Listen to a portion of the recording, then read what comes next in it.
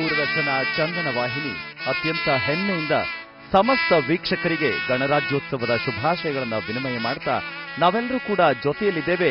ಗಣರಾಜ್ಯೋತ್ಸವದ ದಿನಾಚರಣೆಯ ಸಮಾರಂಭ 2025 ಬೆಂಗಳೂರು ಮಹಾತ್ಮ ಗಾಂಧಿ ರಸ್ತೆಯಲ್ಲಿರುವ field marshal Manekshaw parade ಮೈದಾನದಿಂದ ನಾವು ನೇರ ಪ್ರಸಾರದಲ್ಲಿ ಗಣರಾಜ್ಯೋತ್ಸವಕ್ಕೆ ನೀವುಗಳು ಕೂಡ ಭಾಗಿಯಾಗುವಂತೆ ನಮ್ಮದೊಂದು ಪ್ರೀತಿಯ ಆಹ್ವಾನವನ್ನು ನೀಡ್ತಾ ಈ ಸಮಾರಂಭವನ್ನ ನೇರ ಪ್ರಸಾರವಾಗಿ ನಿಮ್ಮಲ್ಲಿ ನಾವು ಬಿತ್ತರಿಸ್ತಾ ಇದ್ದೀವಿ.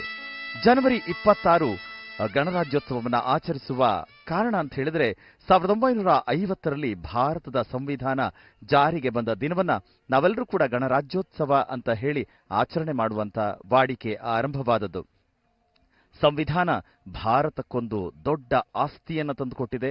ಎಲ್ಲ ರೀತಿಯಿಂದಲೂ ಕೂಡ ವಿಶೇಷವಾದಂಥ ಆಸ್ತಿಯನ್ನು ವಹಿಸಿ ಯಾವ ತಾರತಮ್ಯಗಳಿಲ್ಲದೆ ಎಲ್ಲರೂ ಒಂದೇ ಎನ್ನುವ ಭಾವನೆಯನ್ನು ವ್ಯಕ್ತಪಡಿಸೋದಕ್ಕೆ ಇದು ವಿಶೇಷ.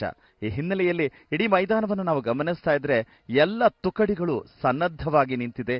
ಇನ್ನು ಕೆಲವೇ ಕ್ಷಣದಲ್ಲಿ ನಮ್ಮ ಈ ಕಾರ್ಯಕ್ರಮಕ್ಕೆ ಗೌರವಾನ್ವಿತ ಕರ್ನಾಟಕ ರಾಜ್ಯದ ರಾಜ್ಯಪಾಲರಾದಂಥ ಶ್ರೀ ಥಾವರ್ ಚಂದ್ ಗೆಹ್ಲೋಟ್ ಅವರು ಆಗಮಿಸಿ ಧ್ವಜಾರೋಹಣದ ಮೂಲಕ ಗಣರಾಜ್ಯೋತ್ಸವವನ್ನು ಆರಂಭ ಮಾಡಿಕೊಡ್ತಾ ಇದ್ದಾರೆ. ಸದ್ಯ ಮಾನ್ಯ ಮುಖ್ಯಮಂತ್ರಿಗಳು ಕರ್ನಾಟಕ ಸರ್ಕಾರ ಶ್ರೀಯುತ ಸಿದ್ದರಾಮಯ್ಯನವರ ಆಗಮನವೂ ಕೂಡ ಆಗಿದೆ. ಅದನ್ನು ನಾವು ಗಮನಿಸ್ತಾ ಇದ್ದೀವಿ. ಒಟ್ಟಾರೆ ಎಲ್ಲರೂ ಕೂಡ ಈ ದೇಶದ ಬಗ್ಗೆ ಅಭಿಮಾನ, ಭಕ್ತಿ, ಗೌರವ ಎಲ್ಲವನ್ನೂ ಕೂಡ ವ್ಯಕ್ತಪಡಿಸ್ತಾ ಭಾರತೀಯರು ನಾವು ಭಾರತೀಯರು ಎನ್ನುವಂತ ಎದೆಗಾರಿಕೆಯ ಸಾಲುಗಳ ಜೊತೆಗೆ ಹೆಮ್ಮೆ, ಅಭಿಮಾನ ಎಲ್ಲವನ್ನೂ ಕೂಡ ವ್ಯಕ್ತಪಡಿಸುವಂತ ಒಂದು ಸನ್ನದ್ಧಕ್ಕೆ ಎಲ್ಲ ಕಡೆಗಳಿಂದಲೂ ಕೂಡ ಈ ಗಣರಾಜ್ಯೋತ್ಸವವನ್ನ ವೀಕ್ಷಣೆ ಮಾಡೋದಕ್ಕೆ field marshal Manekshaw parade ಮೈದಾನದಲ್ಲಿ ಜನಸ್ಥೋಮವೇ ಇಲ್ಲಿದೆ. ವಿವಿಧ ರೀತಿಯಲ್ಲಿ ಎಲ್ಲರೂ ಕೂಡ ಸನ್ನದ್ಧವಾಗಿದ್ದಾರೆ. ವಿಶೇಷವಾಗಿ ಕರ್ನಾಟಕ ಸರ್ಕಾರದ ಮುಖ್ಯ ಕಾರ್ಯದರ್ಶಿ ಡಾಕ್ಟರ್ ಶಾಲಿನಿ ರಜೀಶ್ ಸದ್ಯ ಇದೀಗ ಗೌರವಾನ್ವಿತ ಕರ್ನಾಟಕ ರಾಜ್ಯದ ರಾಜ್ಯಪಾಲರಾದಂಥ ಶ್ರೀ ಥಾವರ್ ಚಂದ್ ಗೆಹ್ಲೋಟ್ ಅವರು ನಮಗೆ ವಿಶೇಷವಾಗಿ ಅವರ ಆಗಮನದ ನಿರೀಕ್ಷೆಯಲ್ಲಿ ನಾವೆಲ್ಲರೂ ಕೂಡ ಇಲ್ಲಿ ಜೊತೆಯಲ್ಲಿದ್ದೇವೆ. ಅವರ ಆಗಮನದ ಸಂದರ್ಭದಲ್ಲಿ ರಾಷ್ಟ್ರಗೀತೆಯ ಮೂಲಕ ಅವರಿಗೆ ಗೌರವವನ್ನು ಸೂಚಿಸಲಾಗುತ್ತೆ. Shri Thawar Chand Gehlot, the Honorable Governor of Karnataka, has arrived. The ceremonial piloting and outriding to the Honorable Governor is being provided by number 1 Provost and Security Unit of Indian Air Force, commanded by Wing Commander S. Srijit. ಸದ್ಯ ಅವರ ಆಗಮನದ ವೀಕ್ಷಣೆಯನ್ನ ನಾವು ಕೂಡ ನೋಡ್ತಾ ಇದ್ದೇವೆ. ಮಾನ್ಯ ಮುಖ್ಯಮಂತ್ರಿಗಳು ಕೂಡ ರಾಜ್ಯಪಾಲರ ಆಗಮನದ ನಿರೀಕ್ಷೆಯಲ್ಲಿ ಅವರನ್ನ ಬರಮಾಡಿಕೊಳ್ಳೋದಕ್ಕೆ ಜೊತೆಯಲ್ಲಿದ್ದಾರೆ. ಕರ್ನಾಟಕ ರಾಜ್ಯದ ಗೌರವಾನ್ವಿತ ರಾಜ್ಯಪಾಲರಾದಂಥ ಶ್ರೀ ಥಾವರ್ ಚಂದ್ ಗೆಹ್ಲೋಟ್ ಅವರು ಆಗಮಿಸಿದ್ದಾರೆ. ಇವತ್ತಿನ ಗಣರಾಜ್ಯೋತ್ಸವದ ದಿನಾಚರಣೆಯ ಈ ಸಂಭ್ರಮಕ್ಕೆ ಧ್ವಜಾರೋಹಣ ಮಾಡುವ ಮೂಲಕ ಜನತೆಗೆ ಸಂದೇಶವನ್ನ ನೀಡುವ ಎಲ್ಲ ಸಂದರ್ಭಗಳು. Shri Thawar Chand Gehlot, the Honorable Governor of Karnataka, has arrived. The ceremonial piloting and outriding to the Honorable Governor is being provided by number 1 Provost and Security Unit of Indian Air Force, commanded by Wing Commander S. Srijit. ಎಲ್ಲ ಜನತೆಯೂ ಕೂಡ ಕುತೂಹಲದಿಂದ ಎಲ್ಲವನ್ನೂ ಪರಿವೀಕ್ಷಿಸ್ತಾ ಇದ್ದಾರೆ.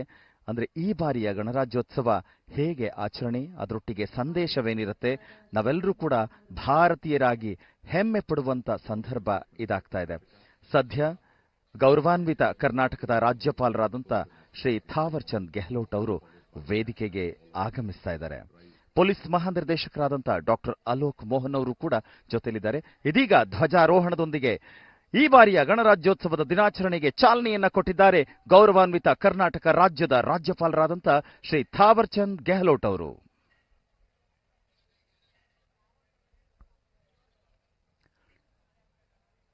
ರಾಷ್ಟ್ರಗೀತೆಯ ಜೊತೆಗೆ ಗೌರವ ನಮನ.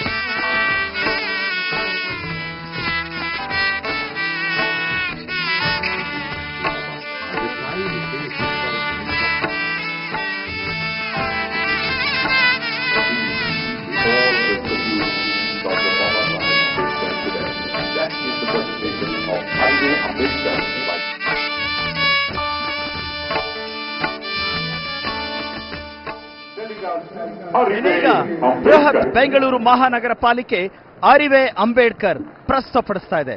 ಅಂಬೇಡ್ಕರರ ಹಲವು ವಿಚಾರಧಾರೆ. ಬೃಹತ್ ಬೆಂಗಳೂರು ಮಹಾನಗರ ಪಾಲಿಕೆಯ ಶಾಲಾ ಮಕ್ಕಳು ಅಭಿನಯಿಸುವ ನೃತ್ಯ ರೂಪಕ ಅರಿವೆ ಅಂಬೇಡ್ಕರ್, ನಿರ್ದೇಶನ ಮಾಲತೇಶ ಬಡಿಗೇರ, ನೃತ್ಯ ಸಂಯೋಜನೆ ಛಾಯಾ ಭಾರ್ಗವಿ.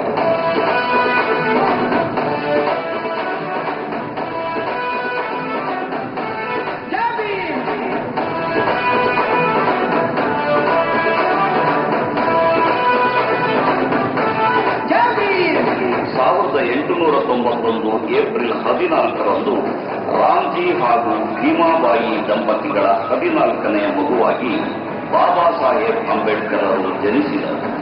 ಜಗತ್ತಿನ ಶ್ರೇಷ್ಠ ಚಿಂತಕರಲ್ಲೊಬ್ಬರಾಗಿದ್ದ ಅವರು ನಡೆಸಿದ ಅಧ್ಯಯನ, ಚಿಂತನೆ, ಹೋರಾಟಗಳನ್ನು ಗಮನಿಸಿದಾಗ ಅಂಬೇಡ್ಕರ್ ಅವರ ಮಹತ್ವದ ಅರಿವಾಗುತ್ತದೆ. ಸಮಾಜದ ಶೋಷಿತ ವರ್ಗಗಳ ಬಗ್ಗೆ ಅವರು ತೋರಿದ ಕಾಳಜಿ ಅನುಪಮವಾದುದು. ಅಸ್ಪೃಶ್ಯತೆ ಹಾಗೂ ಜಾತಿ ಪದ್ಧತಿಯ ವಿರುದ್ಧ ಹೋರಾಡಿದ ಮಹಾನ್ ಚೇತನ ಅಂಬೇಡ್ಕರ್ ಅವರು. ಜೈ ಭೀಮ್ ಮಹಾರಾಷ್ಟ್ರದ ಹಣತೆ, ನೀನೊಂದು ಮುಗಿಯದ ಚರಿತೆ, ಎಲ್ಲರೆದೆಯಲು ನಿನ್ನ ಕಣ್ಣೀರ ಕಥೆಯಿದೆ, ಈ ಮಣ್ಣಿನ ಕಣ ಕಣದಲು ನೀ ಬರೆದ ಲಿಪಿದೆ. ಜೈ ಭೀಮ್ ಮಹಾರಾಷ್ಟ್ರದ ಹಣತೆ, ನೀನೊಂದು ಮುಗಿಯದ ಚರಿತೆ, ಎಲ್ಲರೆದೆಯಲು ನಿನ್ನ ಕಣ್ಣೀರ ಕಥೆಯಿದೆ, ಈ ಮಣ್ಣಿನ ಕಣ ಕಣದಲು ನೀ ಬರೆದ ಲಿಪಿದೆ, ಎಲ್ಲರೆದೆಯಲು ನಿನ್ನ ಕಣ್ಣೀರ ಕಥೆಯಿದೆ, ಈ ಮಣ್ಣಿನ ಕಣ ಕಣದಲು ನೀ ಬರೆದ ಲಿಪಿದೆ.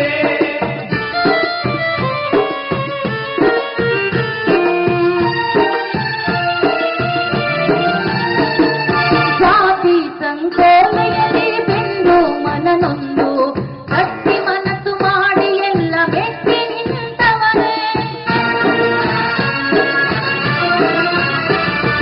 ಜಾತಿ ಸಂಕೋಲೆಯಲ್ಲಿ ಬೆಂದು ಮನನೊಂದು ಗಟ್ಟಿ ಮನಸ್ಸು ಮಾಡಿ ಎಲ್ಲ ಮೆಟ್ಟಿ ನಿಂತವನೇ, ಶೋಷಿತ ಸಮುದಾಯಗಳಲ್ಲಿ ಬೆಳಕನ್ನು ತಂದವನೇ, ಬಡವರ ಬದುಕಿಸುವ ಹೊಸ ಶಾಸನ ಬರೆದವನೇ, ಶೋಷಿತ ಸಮುದಾಯಗಳಲ್ಲಿ ಬೆಳಕನ್ನು ತಂದವನೇ, ಬಡವರ ಬದುಕಿಸುವ ಹೊಸ ಶಾಸನ ಬರೆದವನೇ, ಎಲ್ಲರೆದೆಯಲು ನಿನ್ನ ಕಣ್ಣೀರ ಕಥೆಯಿದೆ, ಆ ಹರಿಯುವ ನದಿ ದಿಕ್ಕನ್ನು ಬದಲಿಸುವ ಗುಣವಿದೆ, ಎಲ್ಲರೆದೆಯಲು ನಿನ್ನ ಕಣ್ಣೀರ ಕಥೆಯಿದೆ, ಆ ಹರಿಯುವ ನದಿ ದಿಕ್ಕನ್ನು ಬದಲಿಸುವ ಗುಣವಿದೆ.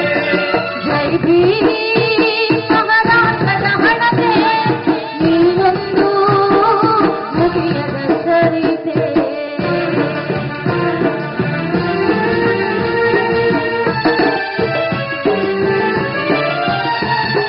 ಗುಡಿ ಚರ್ಚು ಮಸೀದಿಗಳ ಕಟ್ಟಿದ ಕಾರ್ಮಿಕರ ಬೆವರಿನ ಬೆಲೆ ಕಂಡ ಕರುಣಿನ ಕಥೆಗಾರ, ಗುಡಿ ಚರ್ಚು ಮಸೀದಿಗಳ ಕಟ್ಟಿದ ಕಾರ್ಮಿಕರ ಬೆವರಿನ ಬೆಲೆ ಕಂಡ ಕರುಣಿನ ಕಥೆಗಾರ, ಹೊಟ್ಟೆ ಬಟ್ಟೆ ಕಟ್ಟಿ ದುಡಿದೋರಾದ ನಿಯಾಲೆ, ಉರಿ ಬಿಸಿಲಲ್ಲಿ ದಣಿದವರಿಗೆ ನೀರಿನ ಹನಿಯಾಲೆ.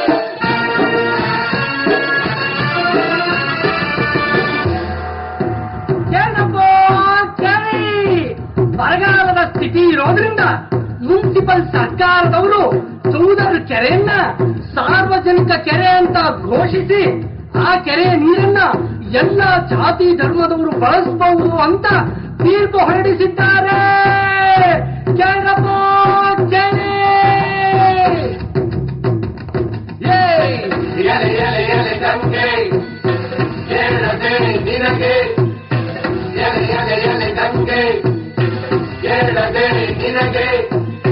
ನೀರು ಮುಟ್ಟಲು ನಿನ್ನ ಜಾತಿ ಏನು ಅಂತಾರೆ, ನಮಗೂ ತಾಯಿ ನೀನು ಮುಟ್ಟಿದರೆ ಹೊಡಿತಾರೆ. ಒಡನಾಡಿಗಳೇ, ಮಹಾಡಿನ ಜನರಿಗೆ ಕುಡಿಯುವ ನೀರಿನ ಕ್ಷಾಮ ಇದೆ. ಅದಕ್ಕಾಗಿ ಚೌದಾರ್ ಕೆರೆಯನ್ನು ಸಾರ್ವಜನಿಕವಾಗಿ ಬಳಸಲು ಅವಕಾಶ ಕೊಡಬೇಕು ಅಂತ ಮುನ್ಸಿಪಲ್ ಕಾರ್ಪೊರೇಷನ್ ಫರ್ಮಾನ್ ಹೊರಡಿಸಿದೆ. ಆದರೆ ಕೆಳಜಾತಿಯ ಜನರು ನೀರು ಮುಟ್ಟಿದ್ರೆ ನೀರು ಕಲುಷಿತವಾಗತ್ತೆ ಅಂತ ಇವರು ನೀರು ಮುಟ್ಲಿಕ್ಕೆ ಬಿಡ್ತಾ ಇಲ್ಲ. ನೀರಿಲ್ಲ ಅಂತ 12 ಕಿಲೋಮೀಟರ್ ದೂರ ನೀರು ಹುಡುಕಿಕೊಂಡು ಹೋದ ನಮ್ಮ ತಂಗಿಯೊಬ್ಳು ಬಿಸಿಲಿನ ತಾಪಕ್ಕೆ ಸತ್ತು ಹೋಗಿದ್ದಾಳೆ. ಇದು ಯಾವ ನ್ಯಾಯ? ಅದಕ್ಕೆ ನಾವೆಲ್ಲರೂ ಆ ಕೆರೆಗೆ ನುಗ್ಗಿ ನೀರು ಕುಡಿದು ಈ ಅನಿಷ್ಟ ನಿಯಮವನ್ನ ಮುರಿಯೋಣ. ಬನ್ನಿ.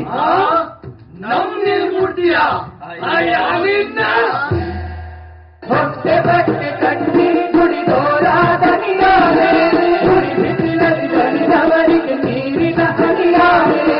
ಎಂದರೆ ದಯಲು ನಿನ್ನ ಕಣ್ಣೀರ ಕಥೆ ಇದೆ, ಆ ಕಥೆಯು ಸ್ವಾಭಿಮಾನದ ಅದು ಕಣ್ಣು ಕಲಿಸಿದೆ. ಎಂದರೆ ದಯಲು ನಿನ್ನ ಕಣ್ಣೀರ ಕಥೆ ಇದೆ, ಆ ಕಥೆಯು ಸ್ವಾಭಿಮಾನದ ಬದುಕನ್ನು ಕಲಿಸಿದೆ.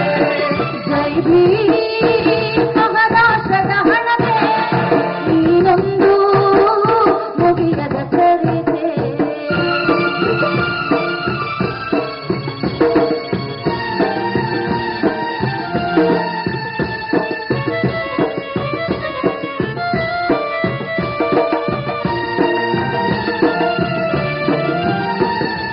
ಅಸಮಾನತೆ ಅಂಧಕಾರ ಅಳಿಸಲು ನೀ ಬಂದೆ, ಮಾನ ಅವಮಾನಗಳನ್ನು ಎದುರಿಸಿ ನೀ ನಿಂತೆ. ದೇಶದ ಪ್ರಪ್ರಥಮ ಕಾನೂನು ಮಂತ್ರಿಯಾಗಿದ್ದಾಗ ಅಂಬೇಡ್ಕರ್ ಅವರು ಮಹಿಳೆಯರ ಆರ್ಥಿಕ ಮತ್ತು ಸಾಮಾಜಿಕ ಸುಧಾರಣೆಯಾಗದೆ ಯಾವುದೇ ಅಭಿವೃದ್ಧಿ ಸಾಧ್ಯವಿಲ್ಲವೆಂದು ಹಿಂದೂ ಕೋಡ್ ಬಿಲ್ ಕಾನೂನನ್ನು ಸರ್ಕಾರದ ಮುಂದಿಟ್ಟರು. ಅದರಲ್ಲಿ ಹೆಣ್ಣು ಮಕ್ಕಳಿಗೆ ಕಡ್ಡಾಯ ಶಿಕ್ಷಣದ ಹಕ್ಕು, ಆಸ್ತಿಯಲ್ಲಿ ಹಕ್ಕು, ವಿಚ್ಛೇದನದ ಹಕ್ಕು ನೀಡಬೇಕೆಂದು ಸಲ್ಲಿಸಿದ ಬಿಲ್ ಅಂದು ಪಾಸಾಗಲಿಲ್ಲ. ಆದರೆ ಹಂತ ಹಂತವಾಗಿ ಭಾರತದ ಸಂವಿಧಾನದಲ್ಲಿ ಮಹಿಳಾ ಹಕ್ಕುಗಳ ಅಳವಡಿಕೆಯಾಗಿದೆ. ಅಸಮಾನತೆ ಅಂಧಕಾರ ಅಳಿಸಲು ನೀ ಬಂದೆ, ಮಾನ ಅವಮಾನಗಳನ್ನು ಎದುರಿಸಿ ನೀ ನಿಂತೆ. ಬುದ್ಧ ಬಸವಣ್ಣನ ಪ್ರತಿರೂಪ ನೀನಾದೆ, ಪೆರಿಯಾರರು ಕಂಡ ಕನಸುಗಳ ಬೇರಾದೆ.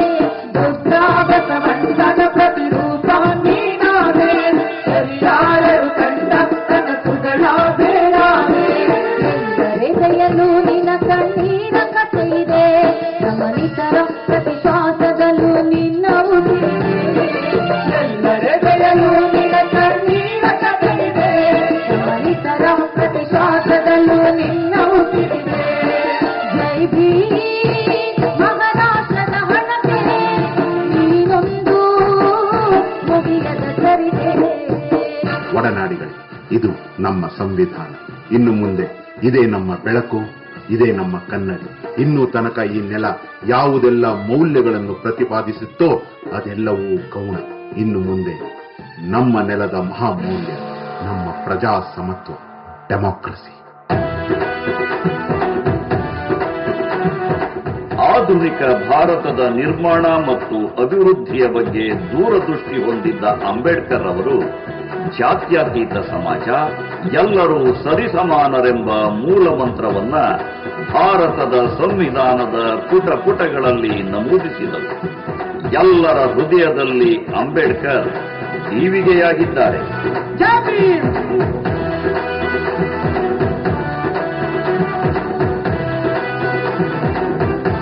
ಜೈ ಭೀಮ್.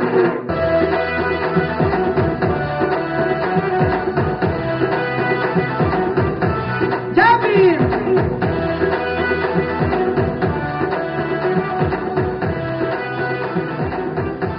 ಜೈ ಭೀಮ್. ಸಂವಿಧಾನ ಎನ್ನುವುದು ಅರಿವು, ಸಂವಿಧಾನ ಎನ್ನುವುದು ಹಕ್ಕು, ಸಂವಿಧಾನ ಎನ್ನುವುದು ಜಾಗೃತಿ. ಸಂವಿಧಾನವೇ ಭಾರತೀಯರ ಮೂಲ ಅಸ್ತಿತ್ವ ಎನ್ನುವುದನ್ನು ಸಾಬೀತುಪಡಿಸಿದಂತಹ ಬಾಬಾ ಸಾಹೇಬ್ ಅಂಬೇಡ್ಕರ್ ಅವರ ಜೀವನ ಗಾಥೆಯನ್ನ ಅತ್ಯಂತ ಸೊಗಸಾಗಿ ಸಾದರಪಡಿಸಿದ್ದಾರೆ. ಅರಿವೆ ಅಂಬೇಡ್ಕರ್ ಬೃಹತ್ ಬೆಂಗಳೂರು ಮಹಾನಗರ ಪಾಲಿಕೆಯ ಶಾಲೆಯವರು, ಕಾಲೇಜಿನವರು. ಅವರಿಗಿದೋ ಚಪ್ಪಾಳೆಯ ಪ್ರೋತ್ಸಾಹ ಹೆಚ್ಚಿದೆ.